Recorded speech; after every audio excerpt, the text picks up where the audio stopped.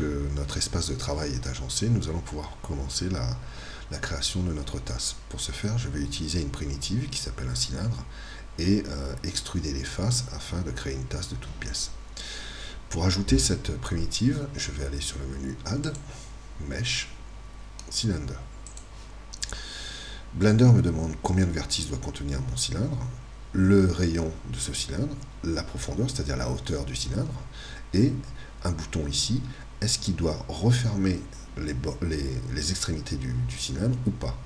Pour ma part, je voudrais qu'il ne referme pas les extrémités, donc je veux un tube finalement, je presse cette touche qui devient bleu clair, donc non sélectionné, et j'appuie sur OK. On peut voir que Blender a créé mon cylindre dans toutes les vues. Hop. Ici, nous avons notre vue User. On l'avait mis en User. Et je peux, si je presse le bouton central de la souris et je déplace ma souris, je peux voir mon cylindre sous toutes les coutures. Voilà, je tourne, je peux l'incliner dans tous les sens. Voilà.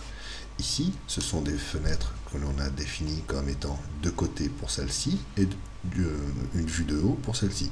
Mais si j'appuie sur le bouton central de ma souris en étant ici, par exemple, et que je tourne, ma vue devient automatiquement une vue utilisateur.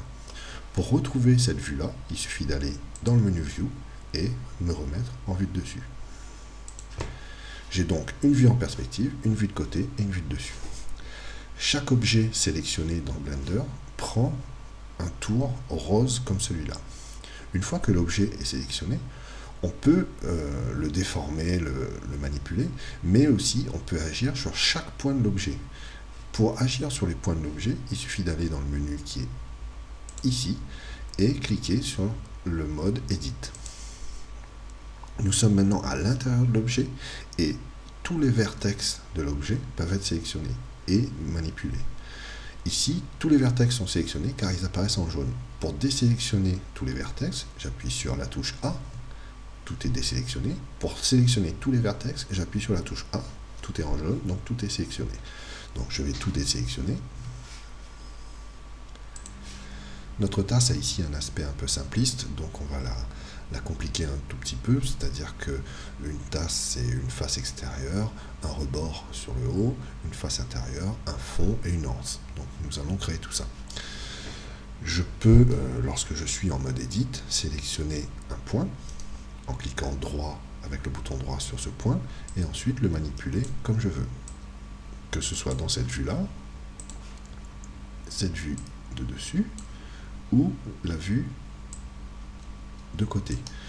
Soit je me sers des petites flèches qui vont limiter mon déplacement sur un seul axe, soit je clique sur le rond avec le bouton gauche et je peux déplacer partout. Idem dans cette vue-là. Voilà. CTRL Z pour annuler ce qu'on vient de faire. Ce que j'ai fait avec un point, je pourrais le faire avec plusieurs points. C'est-à-dire que pour sélectionner plusieurs points, je sélectionne un point, j'appuie sur la touche majuscule temporaire, je sélectionne le point d'à côté avec le bouton droit à chaque fois.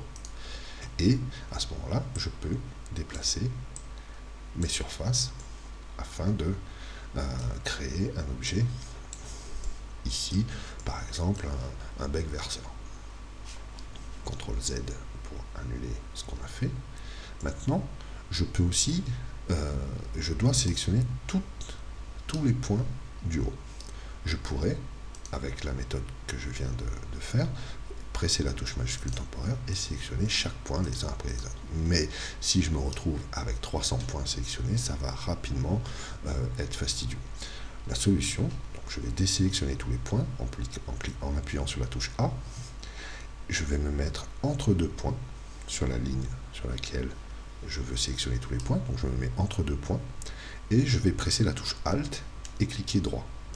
Voilà. Tous les points de la ligne rattachés à la même ligne sont sélectionnés.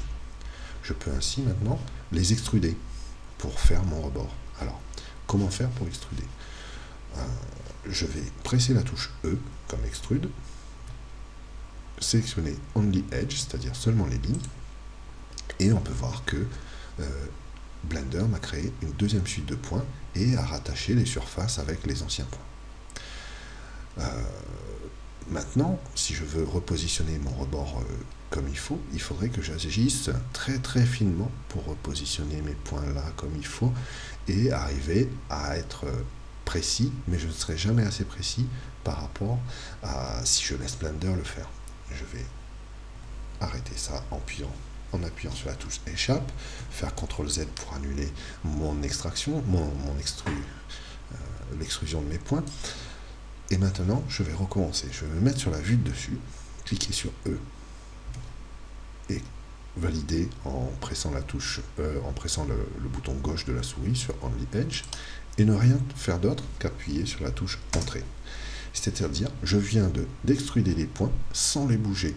Ici, en réalité, je me retrouve dans cette zone-là, il y a deux points. Un point qui est sélectionné, un point qui n'est pas sélectionné, et ces points viennent d'être extrudés. J'en veux pour preuve que si je déplace maintenant mes points sélectionnés, ils sont réellement dissociés. Je me retrouve avec deux points. J'annule le déplacement. Ces points-là vont m'aider à faire le rebord de la tasse. Je vais mettre mon curseur sur la vue de dessus et appuyer ce coup-ci sur la touche S. S comme Scale. Hop, S, et je déplace légèrement ma souris et je peux voir que dans la vue de dessus, dans la vue de profil, le travail effectué par ce que je viens de faire. Donc j'ai bien créé mon rebord de la tasse. Maintenant, toujours avec les mêmes points sélectionnés, je vais créer la face intérieure de la tasse. Pour ce faire, je vais cliquer sur Extrude, E, Only Edge, et pareil, je peux déplacer mes points là où je veux. Mais moi, ce que je veux, c'est que mes points descendent bien droit et ne dépassent pas de la tasse, ce qui serait incohérent. Pour faire ça, je vais demander à Blender de limiter le déplacement de mes vertex que je bouge en ce moment sur l'axe des Z. Les Z étant, vous voyez, ici, les Z étant en haut, je vais lui dire limite mon déplacement sur l'axe des Z. Pour ce faire, je vais juste appuyer sur la touche Z et la relâcher. Et là, Blender ne m'autorise pas d'autre déplacement que celui sur l'axe des Z. Je vais descendre en m'aidant de cette vue-là, je vais descendre mes points jusqu'à peu près cet endroit. Blender a créé donc la face intérieure et la face extérieure de ma tasse. Maintenant, il me manque le fond. Pour le fond, je vais faire exactement comme le rebord, c'est-à-dire extruder sans bouger ma souris. Extruder, E, Only Edge, et je valide avec la touche Enter. Mes points ont été créés, je le sais, et je vais juste faire un scale pour les rassembler vers le centre de la tasse. Donc je me mets sur la vue de dessus, par exemple, j'appuie sur S, et je modifie jusqu'à presque refermer ma tasse. Voilà. Nous pourrions refaire la même chose ou réduire un maximum ces points-là. Alors je vais zoomer un peu, réduire au maximum ces points-là pour qu'ils ne forment plus qu'un seul point, mais ce n'est pas une excellente technique. Ce que l'on peut faire par contre, c'est dire à Blender que tous ces points-là, il faut les fondre en un seul et le placer au milieu. Pour ce faire, je vais faire la combinaison de touches suivante, c'est-à-dire CTRL W. W. Quand je fais W, Blender me propose tout un tas d'actions à réaliser sur les points qui sont sélectionnés. Et dans ces actions-là, je vais prendre l'action Merge qui veut dire fusionner. Merge, il me dit le point que je vais créer, je le place où? Au centre, là où est le curseur, ou collapse, je ne sais pas ce que ça veut dire pour l'instant. Donc, au centre, il me dit qu'il vient d'effacer 31 points. Et je me retrouve avec un seul point de sélectionné. Comment je sais que j'ai un seul point de sélectionné? En haut, ici, vertex 1 sélectionné sur 129 vertex que contient ma scène.